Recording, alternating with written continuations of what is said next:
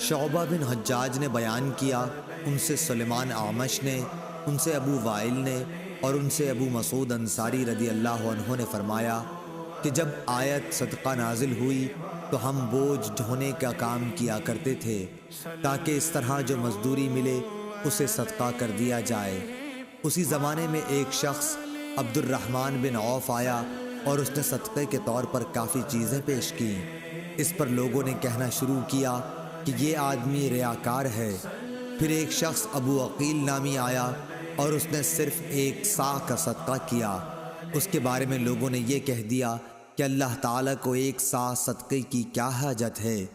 اس پر یہ آیت نازل ہوئی، وہ لوگ جو مومنوں پر عیب لگاتے ہیں، جو صدقہ دیتے ہیں اور ان پر بھی جو محنت سے کما کر لاتے ہیں اور کم صدقہ کرتے ہیں، آخر تک۔ صحیح بخاری حدیث نمبر 1415۔